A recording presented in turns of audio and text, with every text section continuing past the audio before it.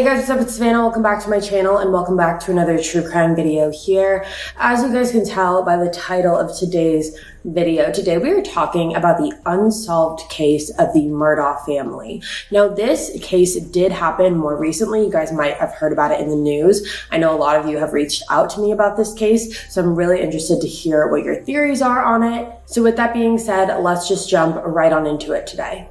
Now, to understand this case and to really get into it, we need to understand who the Murdaugh family was and is. The Murdaugh family is a very, very prominent and well-known family who live in Colton County, South Carolina. Colton County has a population of about 40,000 people, and the Murdaughs are a family name that almost everyone in that county knows. The Murdaugh family that we're going to be talking about today consists of husband and wife, Alex and Maggie Murdaugh, Maggie being 52 years old, as well as their two sons, Paul and Buster. Paul was 22 years old and Buster is 25 years old. Maggie and Alex met while Maggie was attending the University of South Carolina, and she is described as being a bubbly woman who definitely enjoyed the finer things in life, but she was always willing to help others. Friends said that Maggie would give the shirt off of her back to anyone who needed it. Now, the Murdaugh family has a lot of power, and with power comes money. They definitely are an old money type of family. A resident of Colton County has said, quote, "Pretty much everyone in Low Country has heard of the Murdaughs. They're very powerful around here." End quote. Now, how did the Murdaughs get to where they are today? You might be wondering. So let's get into that. The Murdaughs basically have their own legal empire. The Murdaugh family has prosecuted crime across 5 different counties for 8 decades leading up until 2006. In the year 1910, Alex's great-grandfather, who was a man named Randolph Murdaugh Sr., he founded a law firm in Hampton, South Carolina, and 10 years after that, he became the local prosecutor. Randolph Sr.'s son, who is named Randolph Jr. and also went by the name Buster, he took over his father's position in the year 1940. And then Alex's father took on the role as the solicitor until the year 2005, which set the record for the longest consecutive term for a family holding that office in the country. The Murdaugh family served 85 consecutive years as the solicitor in the 14th Circuit. In 1958, Randolph Jr. was a founding member of South Carolina's Trial Lawyers Association. Now, Alex currently works as a personal injury lawyer with his family's law firm called PMPED, and also serves as a prosecutor for the 14th Judicial Circuit. Now, if you're sitting here wondering what a solicitor of the 14th Circuit does, as I was when I was doing my research, from my understanding of it, which you can correct me if I'm wrong, however, from my understanding, that essentially means that they are the lead prosecutor. Then, following all of their family's success in the year 2015, Alex Murdaugh was elected the president of the South Carolina Association of Justice. So with all of those ties in the justice system, you can imagine that this family does have quite a bit of power, and their name holds some weight where they're from. And when there's power, there is also varying opinions. There is a lot of people who think the Murdaughs are the greatest people on the planet, and then there are a lot of people who think the Murdaughs are these conniving con artist, dangerous, so to speak, family. For example, a longtime friend of theirs describes them as, quote, "the salt of the earth. They've helped so many people. They are a great family. They know the law. They appreciate the law for exactly what it is.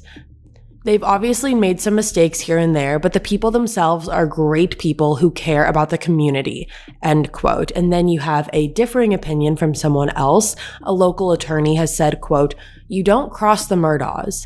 Or if you do cross them, you don't let them find out it was you who crossed them, because they'll come down on you hard, and they'll come down with all they've got. They have a lot of influence and power, and they'll use it against their enemies," end quote. Now, when it comes to the Murdaugh boys, Paul and Buster, the two of them lived very idyllic childhoods growing up. Their family grew up with money, so they were able to access the best education. They went to the private schools. They played sports growing up. They were born into the Murdaugh family, and it's important to recognize that this lifestyle was all that they knew. Paul and Buster only knew the lifestyle that consisted of yacht parties and private schools. That was their normal, and they didn't know any different. However, as important it is to recognize that fact, it's also equally as important to recognize the fact that even though they grew up with this wealth and this power and with this family name, it shouldn't be able to buy you out of the consequences for your actions. And that is what a lot of people have believed has happened in this family. So what we're going to do with this case is we are going to talk about what happened on June 7th, 2021, so this year, and then we are going to talk about the events that happened leading up to this that got us to where we are today. And then we're going to kind of circle it all back together. So on June 7th, 2021, the Murdaugh family was staying at their hunting lodge, which was located in Colton County. This is a 1,770-acre hunting lodge. So this is a very, very large property. And staying at the home at the time was Alex, Maggie, and Paul. Buster was staying about 2.5 hours away where he lived in Rock Hill. He's living in Rock Hill and he was working in Rock Hill, so he was not at the house at this time. Now, on the day of the 7th, Alex was busy taking care of his parents. His father actually recently passed away from cancer just about a week after all of this happened. So he was busy visiting his father in the hospital, and then after spending some time there, he then went to his mother's house to check on his mother before returning home. Alex arrived back to his house at about 10 o'clock p.m., and when he pulled up, he discovered the bodies of his son, Paul, and wife, Maggie, laying dead in the backyard of his property. Both Paul and Maggie had appeared to have been shot, and neither one of them was breathing. Now, Alex made the 911 call at 10:07 p.m., On the 911 call, he explains that he had gone out for the day. He just came home. Neither his wife nor his son were breathing. They had both been shot. He's obviously very distressed on this 911 call. He's hysterical. He continuously asks the authorities to hurry up and to get there quicker. He also tells the 911 operator that no one else was supposed to be at the house that day. They weren't expecting any guests or visitors or anything like that. And what's interesting is that Paul and Maggie's body were actually found a quarter-mile away from where their actual house is. The bodies were found near the dog kennels that the family had, which was quite a bit a ways away from the house. It was, again, a quarter-mile, but you have to remember this is a almost 2,000-acre property. The paramedics arrived on the scene about 10 minutes after the 911 call was made, and after that, the autopsy report revealed that Paul had died from 2 gunshot wounds, one to the chest and one to the head, and it also showed that Maggie died from multiple gunshot wounds from a semi-automatic rifle. The medical examiner also concluded that the shooting happened anywhere from 9 p.m. to 9:30 p.m., so just almost less than an hour before Alex got home. Now, from the very beginning, which I don't think anyone will be surprised about, Alex was looked at as a possible person of interest. Not only in murder cases do you look at the people closest to the victims, but Alex was the one who found their bodies, and his DNA was all over them because when he found them, he was trying to check if they were breathing. So he was touching them, therefore transferring his DNA. Buster, their other son, was also questioned, and the authorities thought it was possible that he could have had something to do with it. But again, he was living 2.5 hours away in Rock Hill, so there really was no way he could have done this. Now, the following day, on June 8th, the news of this double homicide was everywhere. And interestingly enough, police said that there was no threat to the public after this, meaning that whoever did this was specifically targeting the Murdaugh family. On June 25th, 2021, there was a reward put out for this for $100,000 to anyone that could give any information as to who was responsible for this. And to this day, there is still no suspect, no person of interest that has been named public. So now this harbors the question of who would want to hurt the Murdaugh family? Who would want to hurt Paul and Maggie? And unfortunately, this question does have multiple plausible answers. Now, this brings us to February 4th, 2019. So a little over 2 years before the murders. And on this particular night, Paul and about 5 of his friends went on his dad's boat. This was a 17-foot boat called Sea Hunt, and on the early morning hours of the 24th, there was a boat crash that led to the death of 19-year-old Mallory Beach. Now, Mallory was one of the 5 passengers on the boat with Paul at the time, and the other passengers included Mallory's boyfriend, a man named Anthony Cook, as well as Anthony's brother Connor Cook, and about 2 other friends of theirs. 9 hours before the crash, Paul allegedly used Buster's fake ID to buy alcohol at the local convenience store called Parker's.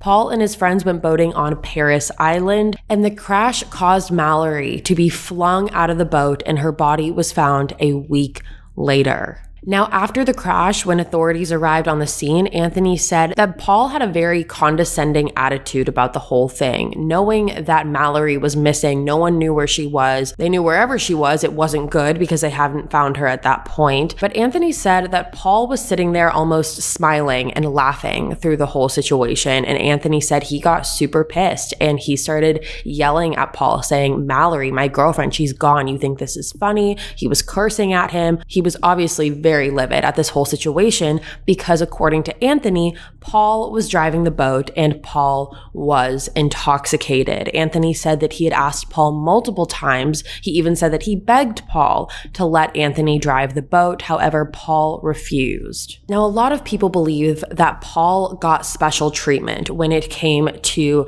the investigation of this crash because he, for all things considered, was the cause of the crash because he was driving a boat under the influence. Now, when authorities arrived on the scene, Alex, who is Paul's father, would not let authorities interview Paul right away. Alex didn't want Paul talking to the police. And along with that, Paul wasn't even given a field sobriety test either. Now, another reason people believe Paul got special treatment is because there has recently been dashboard camera footage released, and on this footage, it shows a police officer named Austin Pitcher talking to Anthony Cook. And on this recording, Anthony clearly states that Paul was the one driving the boat. When Officer Pitcher had asked him that question, he very, very clearly said that Paul was the one driving the boat. However, Officer Pitcher never documented in his report that Paul was the one driving the boat. And when he was then asked later why he never documented that in his report, he just didn't know. He had no answer for why he did that. And not only did he not document it in his report, Officer Pitcher told someone else that he believed that a totally different person was driving the boat, that a different passenger was the one driving. Now, 2 months following the boating crash, Paul was charged with 1 count of felony boating under the influence causing death and 2 counts of boating under the influence causing injury. And it was released that Paul's blood alcohol level at the time was 3 times over the legal limit. Now, Paul pled not guilty to all of the charges against him, and he was awaiting trial at the time of his death. Mallory's mother, Renee, was also filing a wrongful death lawsuit against the entire Murdaugh family, including Alex's father, Randolph Murdaugh III, as well as the Parker's convenience store that supplied Paul with the alcohol. And she basically stated that Alex and Randolph allegedly prevented investigators from doing their jobs and questioning the survivors of the crash. Now, there are a lot of people that believe that Paul was getting too special of treatment, and because of that, he was never going to be held accountable for his actions due to his family ties to the legal system. So that was the 2019 tragedy. But now we go back even further to the year 2015, and this is when a 19-year-old boy named Stephen Smith was found dead in Hampton, South Carolina. Okay, you guys, let's talk BetterHelp. If you have never heard of BetterHelp before, BetterHelp is an online counseling service that provides you with professional counseling in the comfort of your own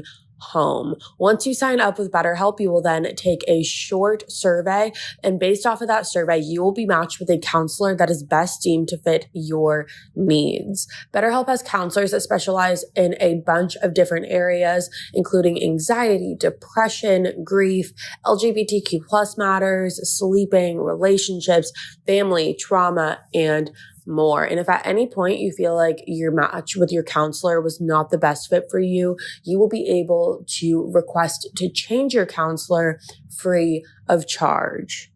Once you get matched with your counselor, you will then be able to set up appointments with them. You will be able to FaceTime them. You can do Zoom calls. You can even text your counselor whenever you need to. BetterHelp is a fantastic option for someone who wants to get counseling, but also wants to be in the comfort of their own home while they do it. I think BetterHelp is absolutely amazing. I tell everyone that I know about it. I think it's great. And if you want to try out BetterHelp today, you can do so by going to betterhelp.com/instinct. If you want to start living a happier life today, as a listener, you'll get 10% off your first month by visiting our sponsor at betterhelp.com/instinct. Join over 1 million people who have taken charge of their mental health. Again, that's BetterHelp, HELP.com/instinct. Now, did you guys know that up to 80% of the immune system is influenced by the gut? Or that supporting the immune system through proper diet and digestive health enables pets to better fight environmental allergies. Solid Gold is passionate about gut health because a healthy digestive system positively impacts the immune system and overall wellness of pets.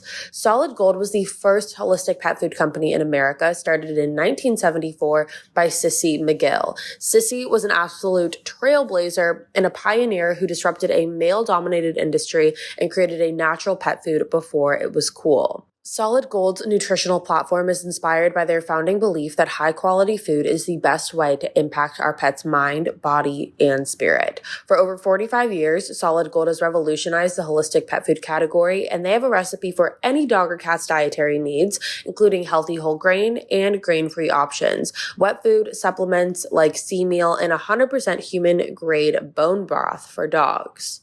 Let me just tell you guys that I personally have 2 dogs. I have a golden retriever and a labradoodle, and a while back we switched them onto Solid Gold's food, and they get so excited every time they get to eat it. I've noticed a definite change in their energy level and just their overall well-being. They seem a lot healthier and happier, and I think that really is all thanks to Solid Gold. Right now, to save 30% on select Solid Gold products, go to solidgoldpet.com/killer. That's solidgoldpet.com/killer to save 30% on select Solid Gold products. Remember, solidgoldpet.com/killer. Now, if you're carrying a credit balance month after month, it can feel like you're in a never-ending cycle of debt. Upstart can help you make that final payment so you can get ahead. If you dread looking at your credit card statements, you're not alone. Debt can feel crippling, but Upstart can help you on your financial path to freedom. Upstart is the fast and easy way to pay off your debt with a personal loan all online. Whether it's paying off credit cards, consolidating high-interest debt, or funding personal expenses, over 500,000 people have used Upstart to get one fixed monthly payment. Upstart knows you're more than just your credit score and is expanding access to affordable credit. Unlike other lenders, Upstart considers your income and current employment to find you a smarter rate for your loan.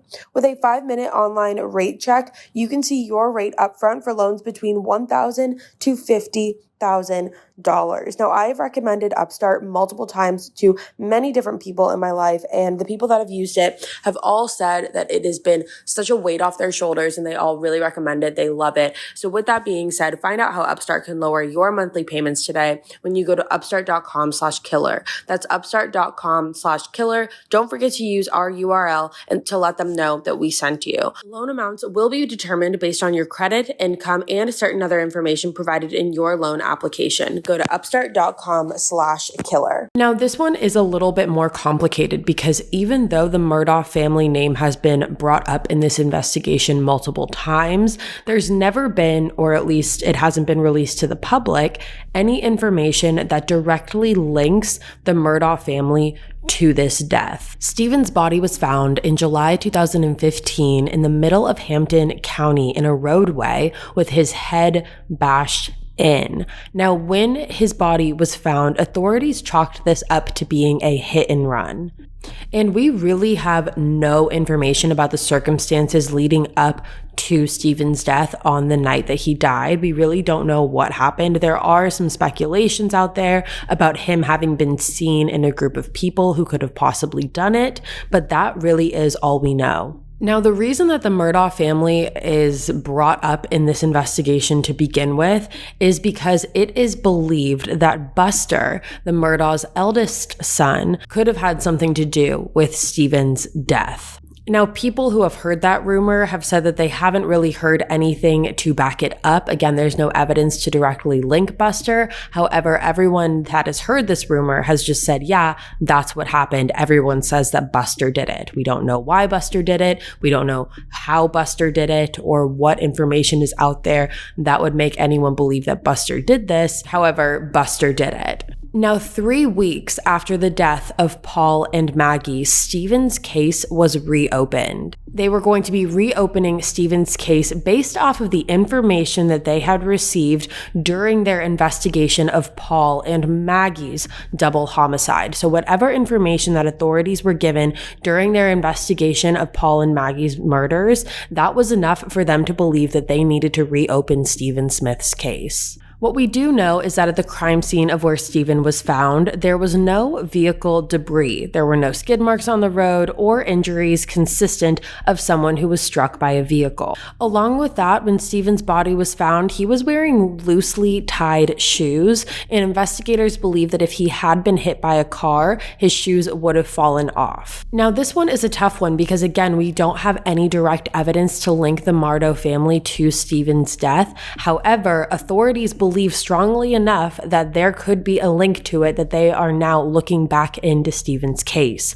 And there is actually an investigator who said a very interesting quote regarding the reopening of Stephen's case. He said, quote, "Regardless of whether you liked Stephen or agreed with his lifestyle, somebody killed him and his story deserves to be told, and I am trying to get to the bottom of it, and I don't care where that leads or what your last name is." Now, this quote came from Trooper Proctor, who said, quote, "My office is around Charleston. I don't work around Hampton. And I know the Murdaughs are highfalutin around Hampton and people say they have a lot of power or whatever, but that name doesn't mean anything to me." End quote. And when he is referring to Stephen's lifestyle, Stephen was gay, and that is the lifestyle that he is referring to, just so you have all of the context. Now, here is another very odd incident that happened inside of the Murdaugh family home. And this is a very mysterious tragedy because in February of 2018, the Murdaugh's 57-year-old nanny tripped and fell while working in their home one day, and she actually died. And Alex Murdaugh paid $500,000 in a wrongful death lawsuit. So that is just another example of a very mysterious and unexplainable death that was linked to the Murdaughs. Now, the latest update that we have on this case is that as of August 12th, 2021, so just a couple days ago, South Carolina's Attorney General has formally dropped the charges against Paul. Paul's charges were dropped as a formality considering that Paul died before his case went to trial. Now, as you can imagine, this has made Mallory's mother as well as Mallory's boyfriend and everyone that really knew Mallory very, very enraged because in their mind, this is another example of Paul basically not being held to any consequence for his actions. However, again, considering the circumstances, there really isn't any way that he could be held accountable for his actions. Now, when it comes to the double homicide, when it comes to Maggie and Paul, it is hard to really form a lot of theories on what exactly went down that night because we don't have a lot of details as to what Maggie and Paul's night. We don't know why their bodies were found outside. Were they coming home from somewhere and someone was waiting for them and that's why they were shot outside? And if that's the case, did someone follow them? Was someone watching them while they weren't at their home? Did someone follow them home and then shoot them? Were they outside because they were taking their dogs to the kennels and this was just their nightly routine? Again, they were found a quarter mile away from their home right next to the dog kennels. So were they just going to let their dogs out and someone met them out there? I personally think that the two of them had to already have been outside. I don't see it being very likely that someone lured them outside of their house because this was their hunting property that was stocked full of guns. And I think that if someone had come up to their house, they would have gotten their guns and fought back, essentially. And again, you have to remember this property is sitting on 2,000 acres, so there is no neighbor, there is not anyone that could have possibly seen or heard what happened that night. However, my question here is that with this being such a large property and with this being such an affluent family, you would think there would be some sort of security system set up in this home, whether that was security cameras or a gate code or something. And nowhere in my research was there ever any mention of a security system, which I just find interesting. And with this town being as tight-knit as it is, and with everyone knowing who the Murdaugh family is, I do think there are multiple people who know exactly what happened, and you would have to be naive to believe that only the person responsible or people responsible knows about this. I think more than likely there is more than one person responsible for this. Now, looking online and looking at people's reaction to Paul and Maggie's death, it's been very interesting because a lot of people basically think that this was Paul's justice, that Paul dying was the eye for an eye that he deserved because of Mallory's death. Now, however you want to spin it, Paul 1000% should have been held accountable for his actions and faced consequences for Mallory's death. I don't think anyone is questioning that. However, to go as far as saying that his family deserved this and, karma's a bitch and that whole route, I personally think that it's just distasteful. I don't think anyone deserves to have their family shot and killed. I don't think Mallory deserved to die, but I also don't think that Paul and Maggie deserve to die. I think Alex was trying to do what he could to protect his son, and I think that given the opportunity, a lot of parents would have done the same thing. Now, does it make it right? No, it does not make it right. And maybe that is a very unpopular opinion. I feel like it will be. And I'm not saying that this family isn't corrupt and hasn't used their name for leverage and hasn't used their name and their power to beat the system. I think that they have done all of those things, and I think that that is terrible.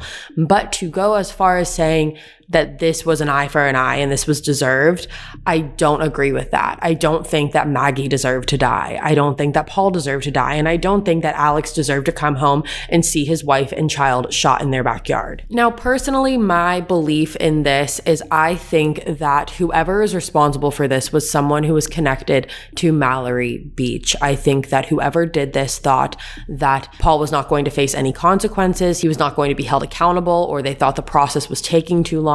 But I do think that this was their eye for an eye mindset. I think that that's what they thought. I think that this was someone who thought that they needed to take matters into their own hands because they didn't trust the justice system to do that for them. I don't believe that this was a random attack, and I think that we can easily rule that part out, and I think police easily ruled that out from the very beginning after telling the public that this was not something that they needed to be concerned about and that they weren't in any danger. I think this was very strategic, and I think that this was planned, and I think that Paul was the primary target, and I think Maggie unfortunately was caught in the crossfire of that. I will say a second theory that I do believe could possibly be true is if this was someone who was out to get Alex Murdaugh. I think that it's very possible, being the man of power that he is in that town, his family being prosecutors for 85 plus years, I think it's very possible that over the course of that time, he could have made someone very mad along the way, and someone decided to get revenge on Alex by shooting his son and wife. To me, that theory makes sense when we think of why did Maggie die? If someone wanted to hurt Alex, they're going to take away the people closest to him, which were his wife and his sons, and Buster wasn't there that day. So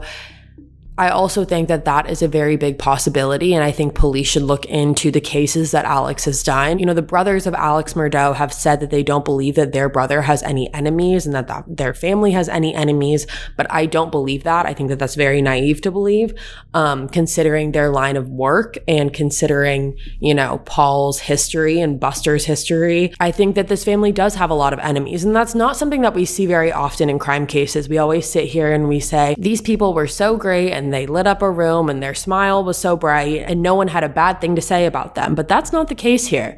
A lot of people have a lot of bad things to say about the Murdaughs, and it's going to be very interesting as we follow this case to see which way this ends up going. Was this someone who was connected to Mallory Beach, or was this someone who was going after Alex Murdaugh? To me, those are the two most plausible options, but let me know what you guys think. All right, you guys, that's going to be all for me today. Thank you so much for tuning in to another true crime video here on my YouTube channel. Make sure you put all your theories and thoughts in the comments below. And with that being said, I will be back in a couple days with a brand new one. And until then, stay safe, guys. Bye.